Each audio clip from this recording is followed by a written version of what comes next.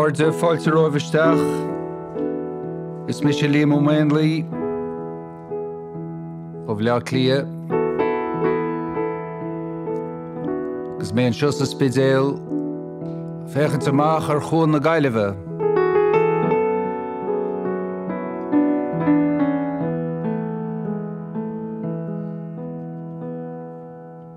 Ar Cheann Breatnach Géirdúil,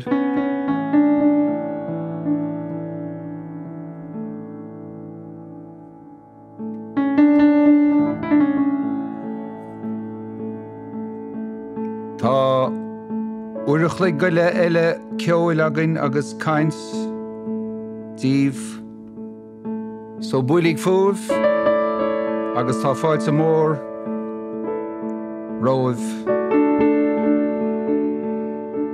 da eagrán eile, de Cuan an Cheoil.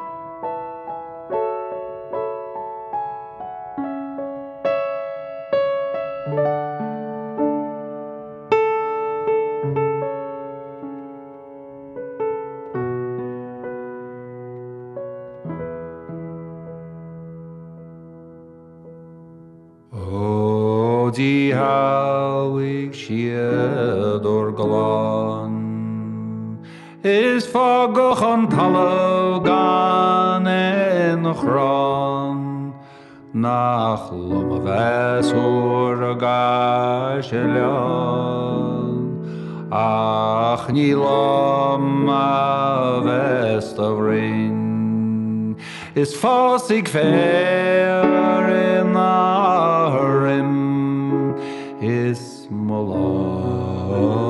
lábhar do chuim.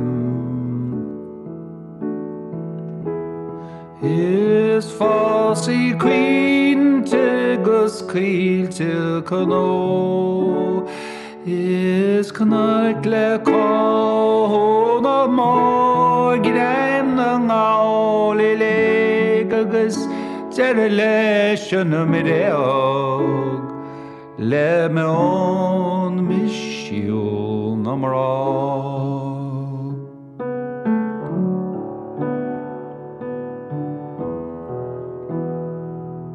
Ag na pluncéidí bhíoch an bua, máistrí ailte chromail crua, a dágur síl gan sleocht, nach sibse bheith as riocht, marach meon misnúil na mrá.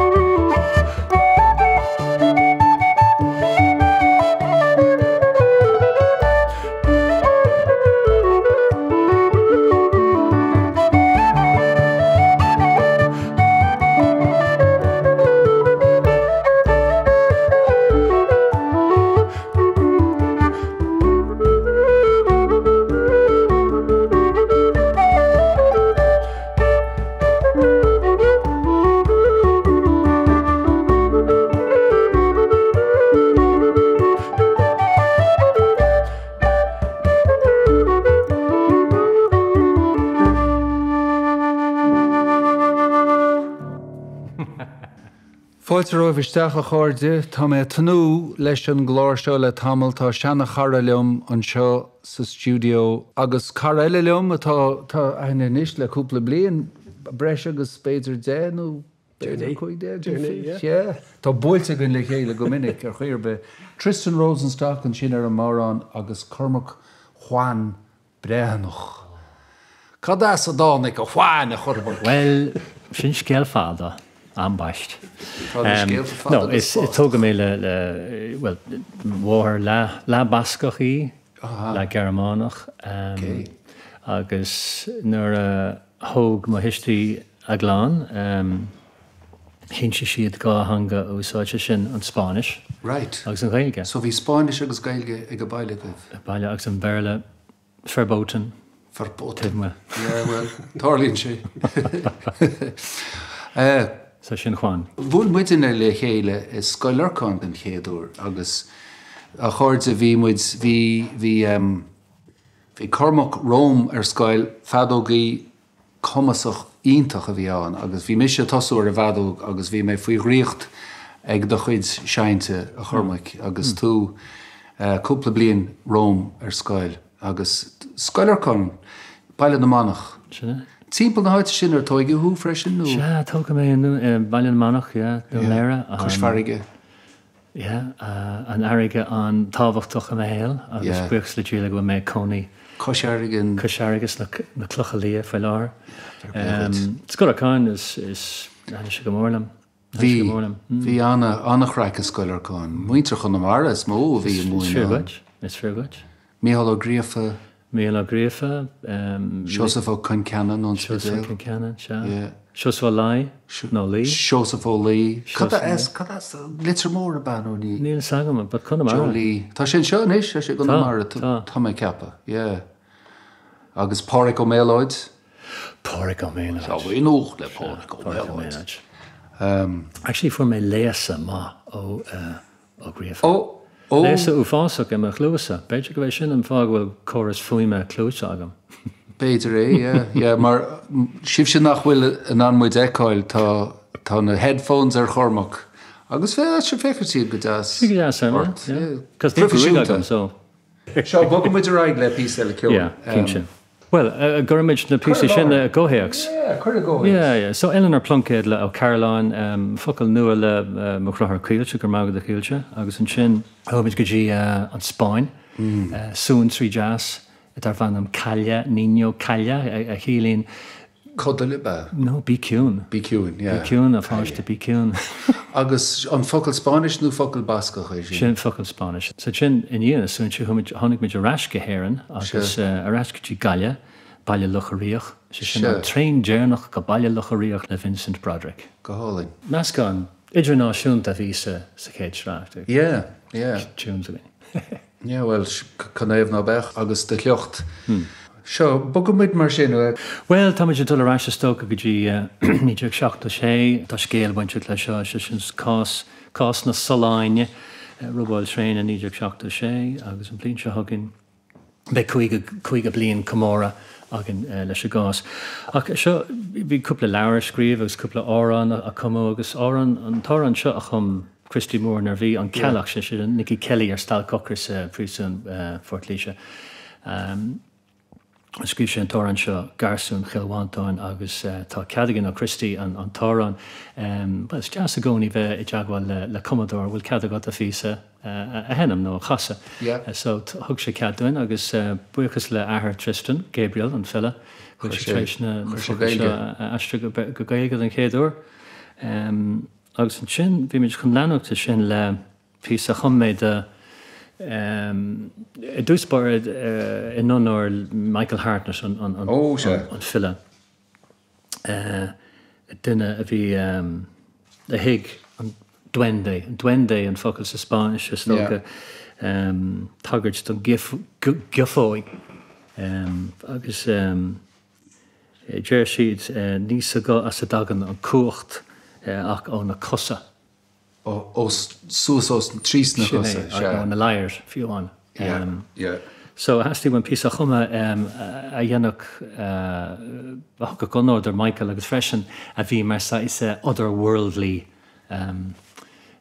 tune, dig do. So lorca limni is an the face sin, and three face a henimage agus hug Seamusini lorca limni Michael Hart na dig do so.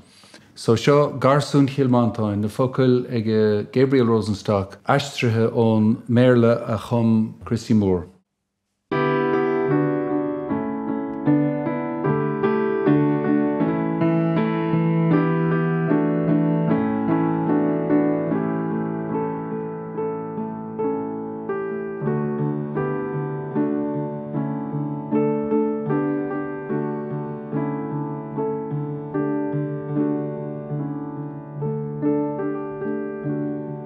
Ik schuldam haar frisson fort liesje Nafjonto cholle mij agloor Ta mijn jussen is bergenacht ente Ni echen dina hele moro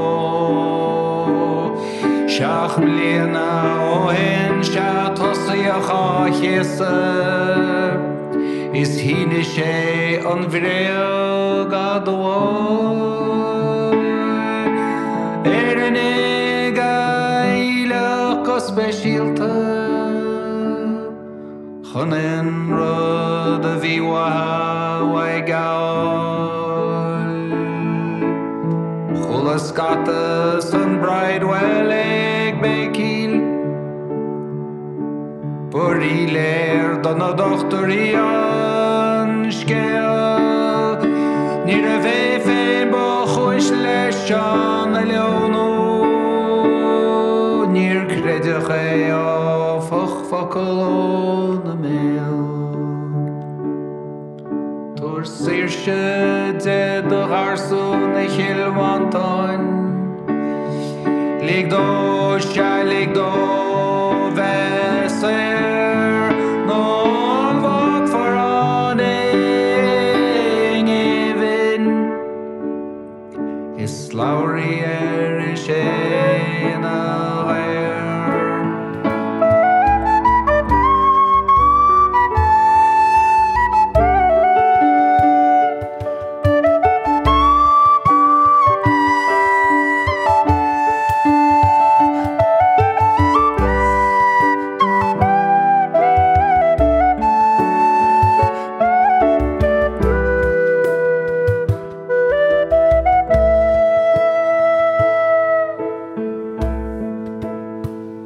Hjarta kelse in eirin Og eiger dich riacha egin Falt sich rive in Appalachia Gur scoile cha chochoi sheser A waile leis I sheg scoile Blachtarí a hin le clon etilán Cuig bliana dó ag even Is gaire ó gachan le Hamadan Tor sléirse do garson I Hilmantáin Ligo Shalik do veser No one walk for aning even Is the lorry shena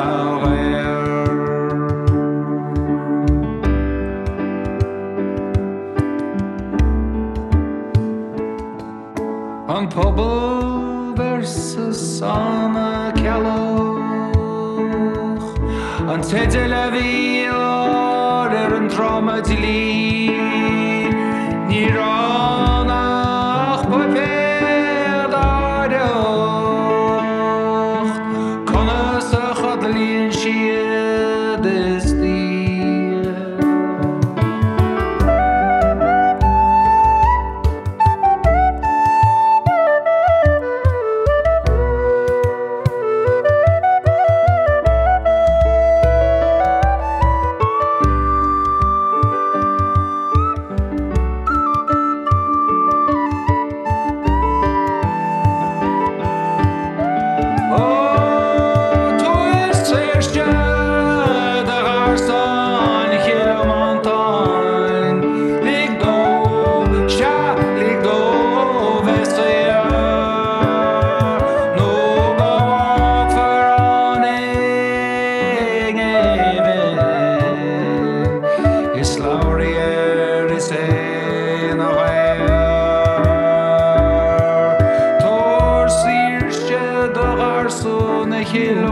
on.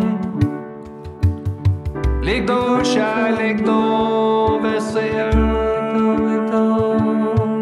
do walk for on given is lowry is in aware.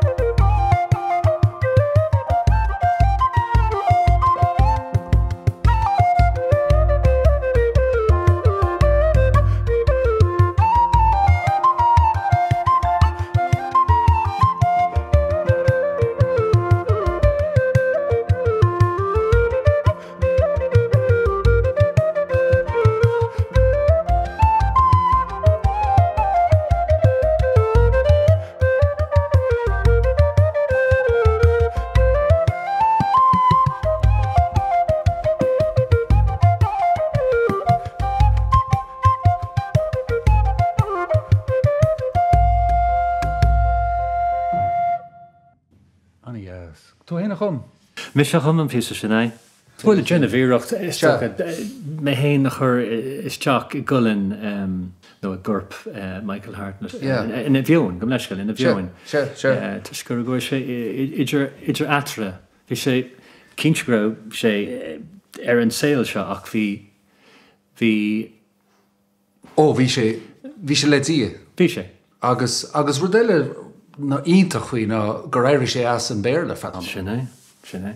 Agus coní ar cinnáte, bhí coní ar Baile Átha Cliath. Bhí coní ar Inseachóir. Tristan. Chum sé stra haicúna inseachóir haicús agus cha sé seall má hán ag maithir ar cuairteige agus dhéanach sé Sufi stew den vertica. Fantastic. Ach sin gur thóga hanamháthair é tá dá álan ige Death of an Irish Woman. Chum sin ámas dá bha mó agus go minic nuair bhíon daoine beganín scarhamach ó chuoine óga eile tá an críonacht a gí sean óg, agus braham gur hála sé sin a gás hartas. Bhí sé in airde stair a fear sios ar na clí cartaí agus a fólam annachchud faoin saoil nárálam sé ar scoil agus beidir gur an taithí san na gé mar gur curach an cónathe lena bhamói. Tristan ar an áran son a líam mar tás an gúil delúnasc ag Cormac leis ach tá nasc gin héin leis chomá tá lína san áran na chasú go hálan an son maidir leis an dochtúir a chuig isteach ag an brísún agus a dachan nach féin ghirtú a bhí a gceist go bhíon heavy gang a ggéir rá é héine is cúis leis na ghirtas an goléir. Agus bin mé iadó an dochtar Seán ó Cléir a chuig isteach go prísún for líise agus a dhéon scrúdú ar go léir agus a dúirt níl seansar bit go meach aine naní taine ghirtú sna háitin ar son caigur duine cinn teile bechúis leis agus bhí go leor dochtarí bhí dúrgalach maidir leis an gásáir son ach bhí mé iadó hain a bhí na chochtúir an sus is bidéile fanna blianta so bheith chat na groint fadaine sa cheantar sohéir ach bhí de bhí sneach ag géad ar isteach go bríosún agus an scrúdú san dhéanamh so bhí anna hástún ar bhí deisegum an tar an son hinnim le Christí mór leigen agus bhíine san scéil san agus an nasc san dó. Hit an brúideach sin amach nuair bhí brúideach sa scoilena, bhí brúideach sa bhaile agus agus mis sin níis ag í 62 níl aon orm is tó gur bhealach gur ceadíú é seo gur ceadí fágan an ceist políochta ar leataibh just deile leis an búla scoilena búla sa bhaile Hananta bhaile agus búla ar scoile cadúirta dúirta rud a caigur gur ruta rud ag an mí ceart ach chuige blian an blion se thugann so tá muidir súil le go meach súla chuige blion go meach inniucha neamhspleách an réaltas agus tá dúil go surthú a dhéanamh trí dlíad an náisiúnta so feicimiid cad a hálas agus cuilim Tristan is cuilim féine de iadó sa cuairt chuil speisialta cuairt a bhfuil fós agin nach bhfuil dúra ag baint leis so is cuihanna a aine se agus dar nói thula tú an tóran sin agus in Nicky Kelly tá sé caiintear Nicky Kelly. Tá sé caiintear Nicky Kelly. Scoile a grathar ag an am sin agus Brian McAnally so Nicky America agus tháinig sé rais ag súil le go scoilfií é ach thug sé ceithre bliain eile ar agus cúpla stáil cócris. So bhí go meach a hiile ar son an agus scríomh McAnally ó an eile freisin Open Those Gates ó an anmha. Agus tí réthir lua tú díorchan sin Oscar. So tá rinne a show nach ná rinned whistleblower agus dénne tú chuir síos a réthir inistúin dómh siúd atá géistecht beidir nach bhfuil. Well bhí mé tríé ag an ná bhí sé sin fiche sé creid nach creide fiche sé fearóg dar ná bhí misisií sóige. Dúir fós ar scoil agus fós ar scoil agus teachta bhil an scoil agus sin saníthe ag paintáil slogans ar na fálaí agus déanamh postéireacht agus ag rithán an Napólíní agus Napólíní se. Tá bhí sé Jackar so hastíh so bhí ceontaíoch nó ní ceontaíoch ach chuirech ina le léidir réthir gur a buinte go le Ní a aon sé ag an stáid. Ní ach ráitesaí a híine marráach san daine ráitesaí faoihrú agus bhí an oclíocht na ráitesaí seo an cosa lena chéile in nach ráites. Agus bhí duine bhain Andrew Morton linguistic analysis bhí buintú leis a Birmingham 6 Guildford 4 bhí sesin chun fine seoirt gás oscar agus an ceach agus an sin sucraí an stáid na cásanna ach níor ghlachan stáid gur búlú oscar agus na daine eile sa phríosún so sin an bán a bháin ar sucraíú na cásanna in níideag nócha trí. Nócha trí, right. Tá fu siad cúteamh áirithe agad ach ní léon ragra agan ar na ceisina seo. Conas a tháinig sé seo amach, So sin é.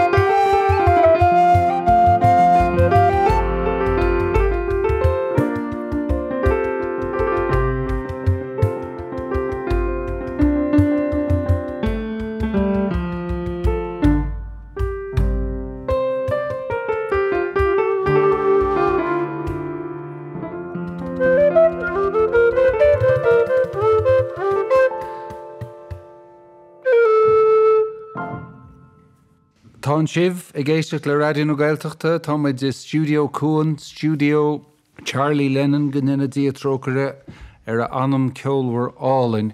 Tá Tristan Rosenstock an seo amhránaíocht agus tá Cormac Breatnach amhránaíocht chomá. So Cormac, bhí Mícheál Halloween an seo againn sa teacht. An nóra tá mé ceappa. É héin agus a bhhac tíormuid agus bhí anna lágainn. Ach, chuig Mícheál a bhaim ar a murta gine ar dhéan. Cinse.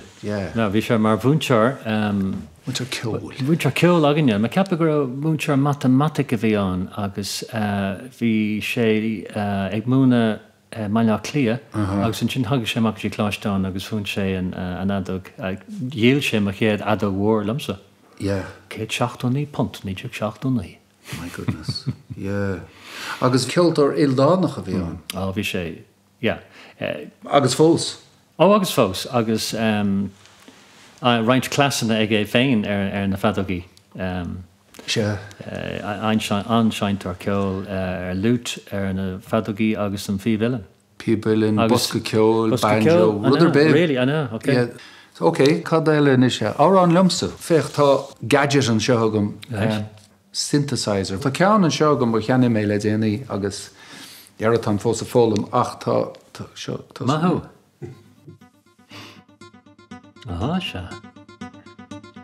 Tá sé dul a dásan é Tristan.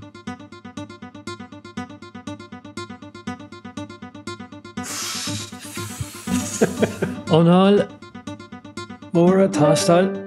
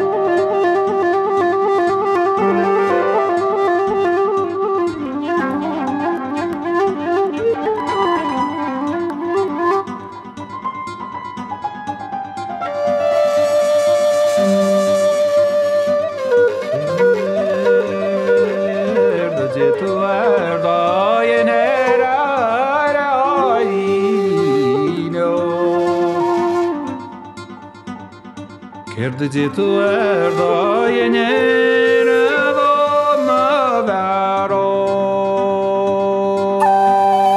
gasko barani beve vinje brojar ha otometina vomogries ligi gomolai.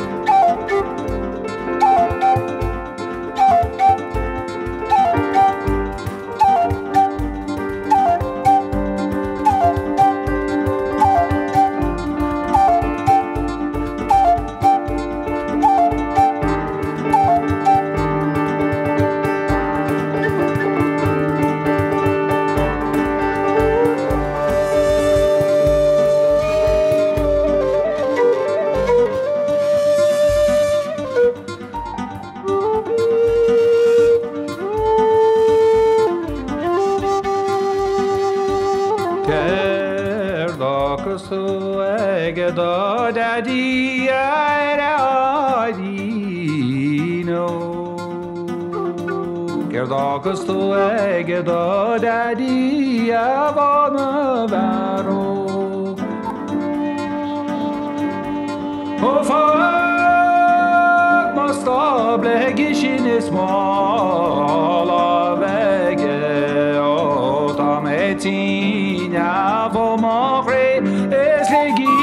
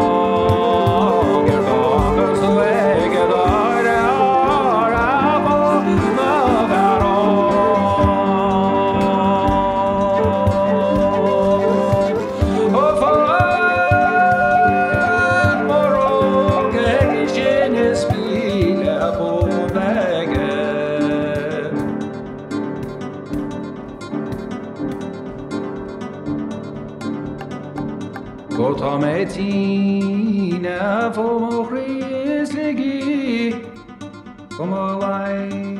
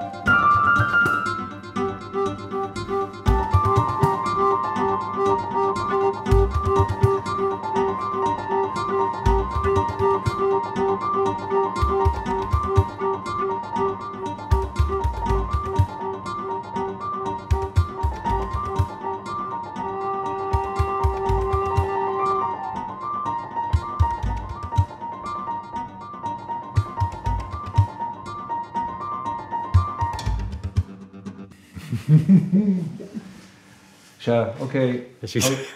Tá sé bhgéisteach Creid é an ácréid, tá sé bhgéisteocht le Cuan an Ceol, tá mu de créile ód speisial ar radio na Gaeltachta, Cormac Breatnach amhránaíocht agus Tristan Rosenstock, agus chumar ar aistir an sin leis sint. Is cuiinlumm sa Cormac tusa agus bhí muid tréis slóga a chahabh in Gaile agus bhí Ceol agus chuile rud a ghabhain leis agus muid ar an tréan a bhaile go Baile Átha Cliath agus hain tusa ó Gaile go Baile Átha Cliath ar a bhadóg stáin agus níor stoptú. Oh, yeah. Níor ó brise. Showing off, right? Well, no, ach bhí rud a cíns faoi, bhí rud a cíns mar faoin agus faoin eile, just set fada, Sure. like, agus just, bhí sé ar cín, yeah, agus bhí daoine teacht is amach leat, ach just hain tú tún an ag tún. Bhí caiiteach Duracell bunny. Yeah. Bhí ceartach Duracell leirtlam, yeah. Yeah, bhí sé go hálainn. Yeah. Agus, bin éon rud fút gur seis ceann ródaíthú ar lí sa tlí gur thóg tú fánn agus gur rotú an an éalú ó nán ach gur a slí áraid agat chun. Bhí sé chu táhachtach dom go mbeadh mé ná a Ceol henam agus in ámanta bhí doracha méil agus sa Clár agin agus gur mé ná éalú sa Ceol agus éalú sa ringlóidí agus bheas a scoil sin. I mean, tá sagam gur brúideach an agus sin brar dúgan, etc. Ach bhín Ceolán freisin. Bhí Ceolán agus rí chair sé go mórlinn an mór an thu sé leat gar se lumsa ar se leat. Yeah, cabhraíonn sé í endát faoi agus tá sé neamhspleách fiúáin ón pásantacht is lí ard agus tugann sé cosint don anam. Ok, cad le nenasmuid? Lenigí a rá áran le Gil Turner agus Pete Seeger, but canta ag Joan Baez an Thoraní Americánach sin. Tá fearlumm stair ó mór is tágánna me go rá is se tágánna me go tíb leannig a rai.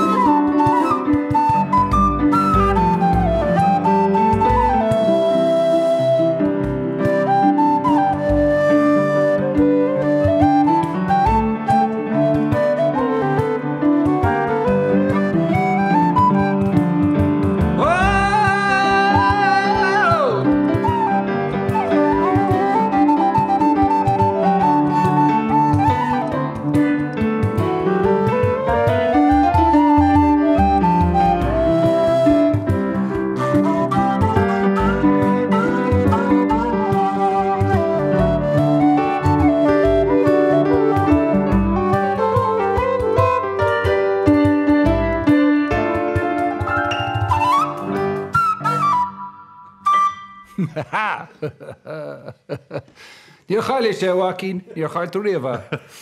Okay. So, Táid take go dtí stocha sprí na báistí. Yeah. Sprí na báistí. Níl páiste go héin agus tá mé posta ar scoláire, chláistí sa gáin, Ger Daily an tálam, chasabh lena chéine na blinta na dhé agus Bhí aithne go bhar scoil agus an sin chuisibh arúr slí féin. sin é. Agus bhúil sibh le chéile go déirnach níos tíirnaí. Agus an chuí a chaisí lam ná bhú sé stracha leirlan agus tháinig si tafad lumsa scríb mé áran ar bhanam Le Fair du Care, The Affairs of the Heart, agus dúirt mé san nótaí gur scríb me seo ar son chalín ar scoil. Ach ní ra sici gur ísú a bhí an. Wow.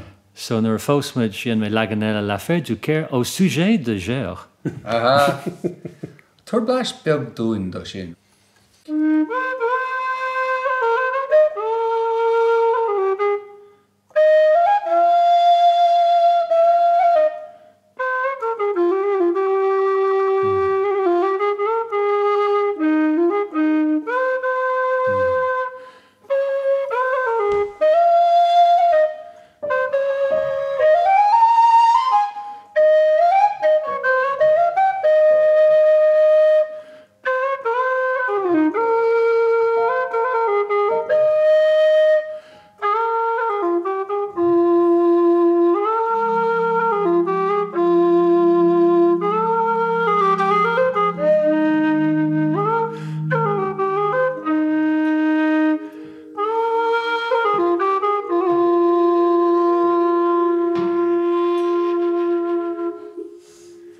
Sin giota tearing kind of.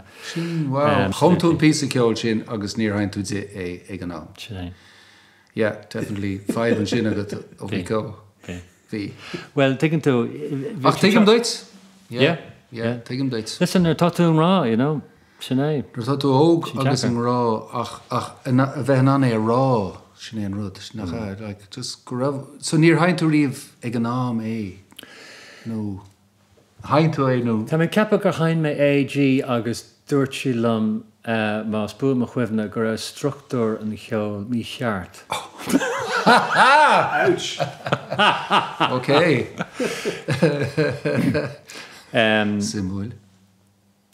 Ach blianta ní sin thug Mícheál O'Donnell nach marin. Yeah. Spás compilation album. America agus tú submission an tréach sin. Agus díal sé níos mó milliún cóip. So dhéan mé héirí mé 50,000 punt as an tafid sin óin. Goodness. Wow. Okay. So mar dúirt mé mar hosí mé garchlinne tá trúr agam fi láthair, las garchlinne trúr agus bertseile ar an móthir rih an nullig le cúna na déithe. So seo pí a chumé de Luis Hugo agus Rosa agus bert gan anam go fáil. Agus an sin tá pí le chumé de me las inínacha a lisa agus Iván ar an slíige sin disco. Bhí ar dúté sa chár, taxi. Agus mé ag tomáin siad is teach tháinig an túnis tá legan. Colin. Okay. So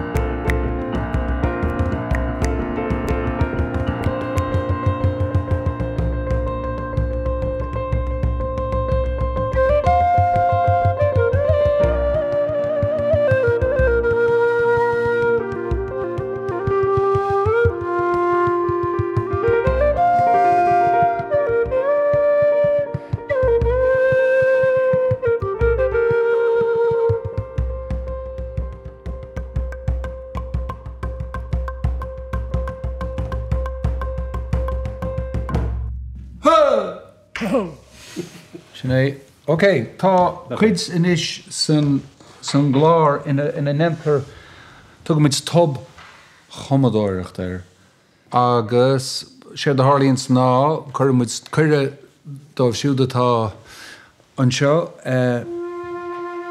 rud a cínta chuma. Le chéile, rachamid amach. Tá muid 6 tréise dhéana. Duna muid rud a cín 6 románsúil. Ní donna goil uirlis níos románsúla ná an barrán. Bhfuil an tríú cena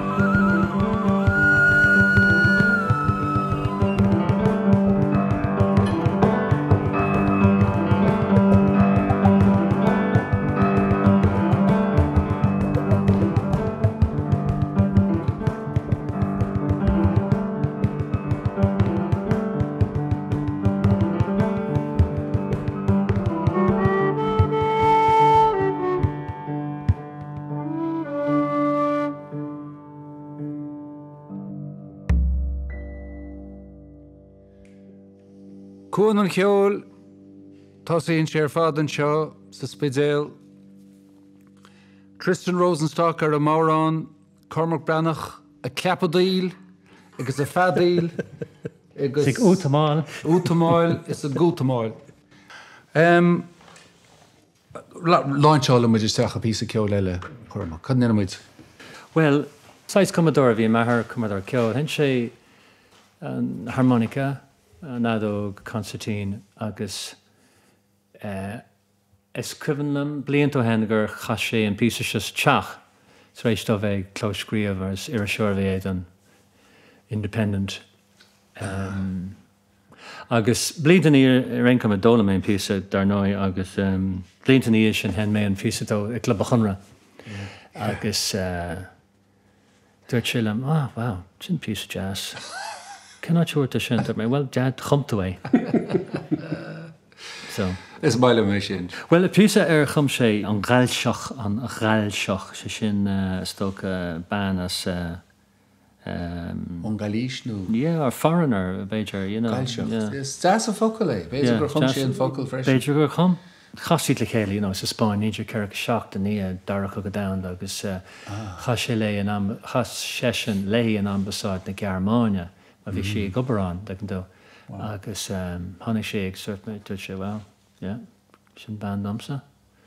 Agus fóg siad, agus fóg si go dtí an teacht agus bhí coní an arúir bheith gábhlíon, agus rugú díormaid an náda sinna I Madrid, níidir ceircáilt. In Madrid. So, in dhé sin, cheap mé go dhéanach me díireacht árán eile a chasa, choséir leis an trothar an sliamh le Mickey McConnell, se sin Only a Rivers Run Free. A chum Mickey McConnell agus... Tá Mickey fós líimhachas le dí. Tá Mickey fós líim. Chónaí ar listúil nach Tá, fair gait. Tristan, tá tú an seo agus tá tú a chur leis an glár go mór agus... Well, tá an ólas aganne ar dahar Gabriel agus, you know, gur ceanródaí bhí an san filiocht agus bhí sim a gcuine mar ógánaí sa filiocht agus bhí sim a gcuine ar céir a bhí atárlú le Rosenstock agus ómhuiile agus nula ní rónil agus an gang sin agus an irid óráin atá curthaige go gailge, tá sé dag séite. Rint bíon an taisteach an gentige Solomín an bun saithir scríofa. Yeah. Sin déirech a chara líam mhuirthe leis idir tugra ulmhór cin an rá dáanta le líam mhuirte an foiil fea agus churach líam dáanta a Gabriel bheithsiid arráiste leistigh de chupta neomad aistrithe agus is líam lábháin. Caiigh si aistrithe Solomín si scríofa gumsa. Agus is ag slóga as ag maithir curachna ar an gultar gaile chumá Machála hain agus dála churmach is ag slóga a bhúlas leis an man a fósin scór blian níos déanaí. So tarlíonn an dríocht go léir slóga agus bhí de fribléide gom bheith me RT ag siansa atá isise gon an áit slóga im líana sa Cheoiláras agus an fiantas agus an dríocht céanna fósin tá agus tá anásar mééis sin eiscin. Tá dóil an a dgan tú. Godíorcha. Bhí slóga cho forlehan. Tá gá leis an forlehananta san nach bhfuil filiocht álín Ceol, Ceol rock, Ceol sná Ceol folk, Ceol tradiisiúnta, bárán, fadóg stáin éanrach, Ceol bertse. Godíorcha agus sean spéisiú gnéirta gribh sima gribhse mar cheoltar óga sna fili, mar bhealach filiocht a bhéle bhí a chleachtacha chumá agus tá antáir in isisiir sin mar is go... An slam. Slam, agus lehéad sonach ach cinnach slam póidí bhí a chleachtacha siúd hí íhananta bhór éagse an nagrú I ggurcaigh na seachtadí agus déach meach míle duine láthair a géisteach le filioga agus filiahantar nó san annach an mirdánach agus capí máidir tíine mar sin. Ach bhí an chur láthair hain Harbheith táchtach bhí daine a cumad an gluas seachas a bheith bracaisios ruí ar pór. Agus bramgur sin táchtach is ní héine gribh na ceoltar agus na filia teachtaí chéile. Cuid an seanachas rééis.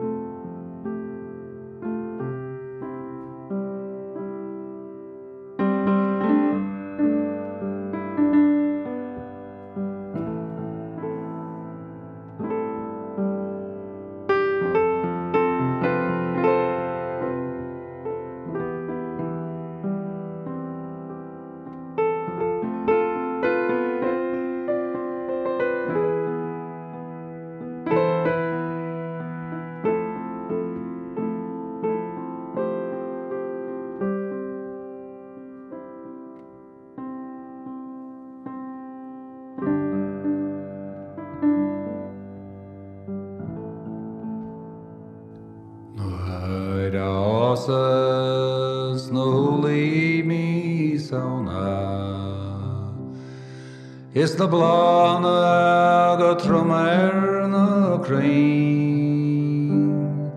Nair is glas fós na de leog a faoin na lig. Is an sinne ves an tír sair a rís. Siúla mar chadóchas ar éileanta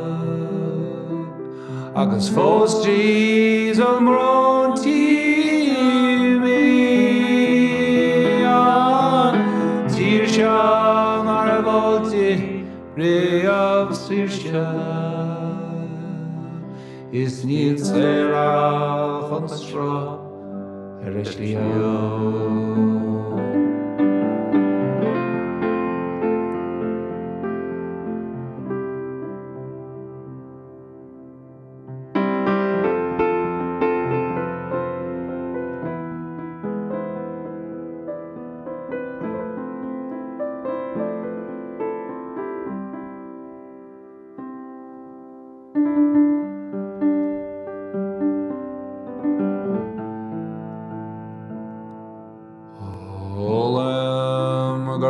Na bhar atá bosaí na léachrar a bhar leo an teacht mar amhar náid is an ghríoirse is hínteodí seoir gearta tá é leo ó cáil sib nuair atá sib de híreanin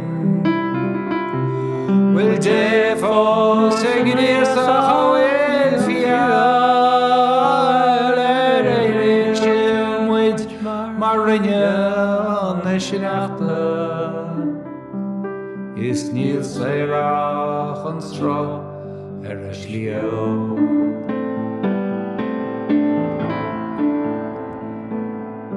Nach obair an batá muid a chuoine nach ballasta na fianach támuid spalpaí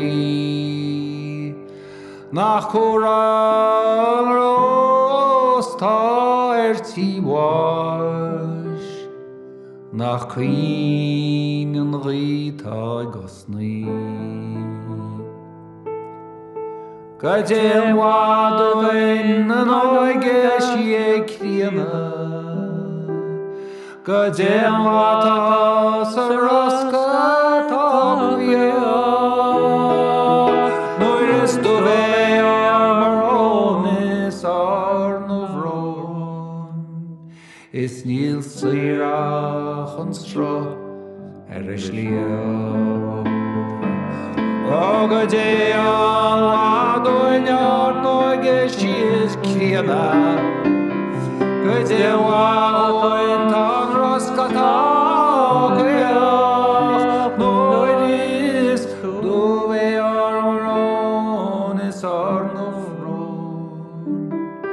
is níl saoirach an strá ar is lío.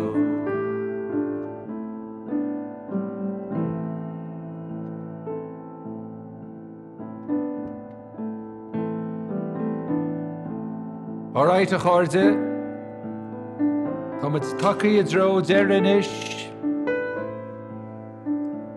d'agrán ifir a chuige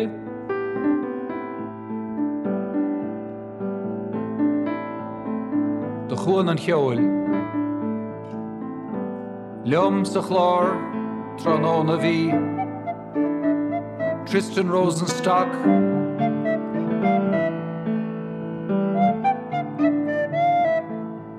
agus Cormac Breatnach. Gur maithagí.